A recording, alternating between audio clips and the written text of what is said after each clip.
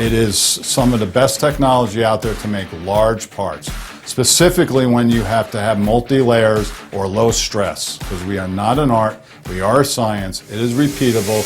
Maybe I should explain, all of this is vacuum forming. All of the material is heated and then vacuum evacuates the trapped air. In some operations like this, we use a female mold and we pressure form it.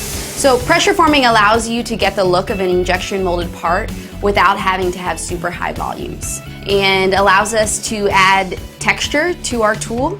This part was converted from metal to plastic. We do a lot of conversions because of the cost of metal, the cost of stainless steel, also the cost of finishing metal these days.